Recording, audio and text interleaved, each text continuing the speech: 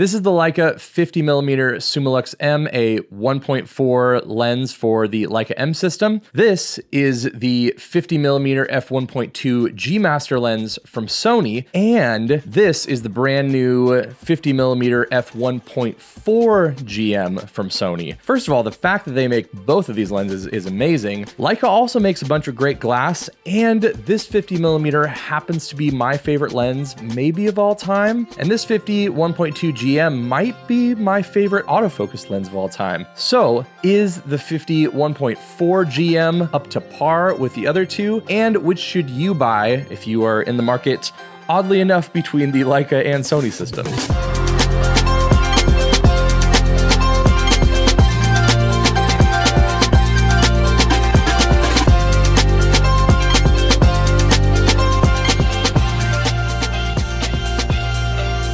Now for some context and disclosures, the Leica stuff is all mine, bought it with my own money. No one supported me in any way in getting those. The A7 IV here is mine, paid with my own money, but both the 1.2 GM and the 1.4 GM are not mine. They're on loan from Sony. Obviously the 1.4 GM here is a kind of pre-production press copy. I do not get to keep any of the Sony gear. I'm sending it all back, and I'm actually making this video fairly soon after getting this 1.4 GM because I happen to just have the 1.2 GM as well as the A7R5 on loan because it's another decision I'm considering making. So when I got the press briefing and everything for the 1.4 GM, I was really excited to have at least a few days to test between the two because, again, 50mm is one of my favorite focal lengths, and I don't have a 50mm for the Sony system yet.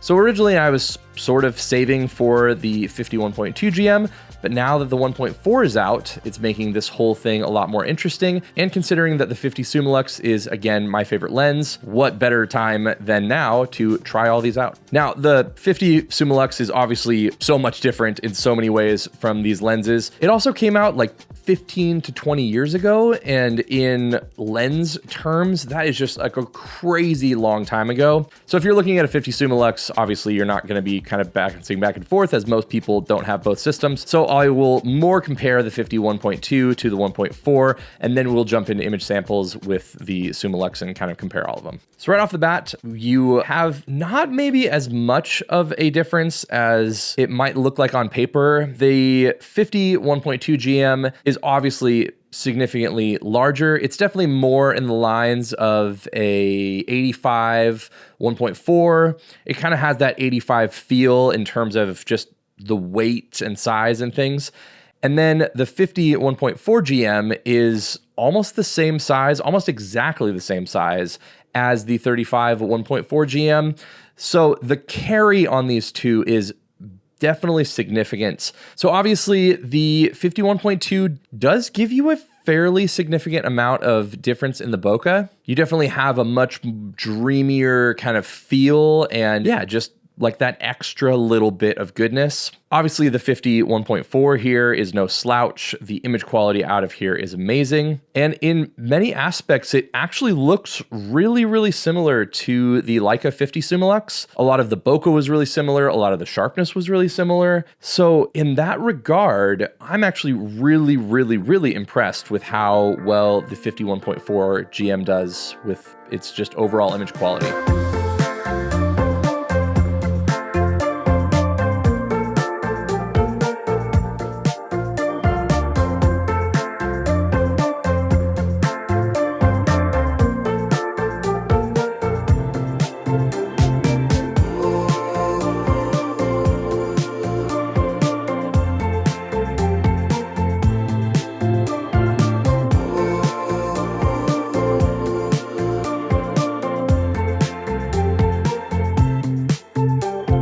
Another thing about both of these GM lenses is that they have just a ton of aperture blades. You get very circular bokeh as you stop down, which is definitely not the case in many lenses.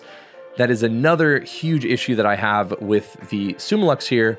If you stop down to f5.6 or f8 or something, you can very, very clearly see all the aperture blades going on the 50 Summilux. It's definitely one of those things that, especially if I'm photographing landscapes or something, and I have, let's say, water out of focus in the foreground, you're gonna see those kind of just like jagged bokeh balls.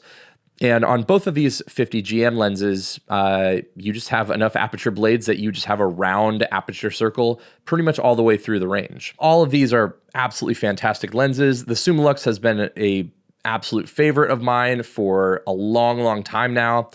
The 51.2, if you watch my other video about it, was definitely maybe the rival of my favorite autofocus lens of all time. I feel like I like the image that comes out of the 51.2 better than the 51.4. It just has that little extra bit of magic, that little extra bit of, I don't know, just feel to the image, which is something I've always felt like the Summilux has. But in the same way, the 1.4 GM has a lot of that Summilux kind of characteristic to it. And so it's one of those things where if I had the 51.4 GM, would it feel a lot like the Summilux? Because it kind of does in a lot of these images. And if you follow this channel for a while, you know how much I just really enjoy a well-balanced kind of setup here. Obviously, these aren't going to sit up very well because I have these base plates on them.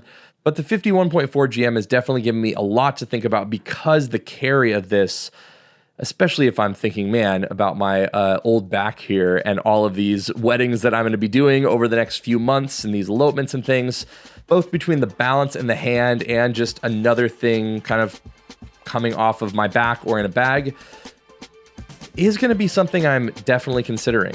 So let me know what you think in the comments down below. I have done a video on the Summilux here. I've done a video on the 51.2 GM, and you may or may not have seen the video I've already done on the 1.4 GM. So you can check those out. I'll put links in the description for all three of those lens videos if you want to check those out. Subscribe if you haven't already, and I will see you all on the next one.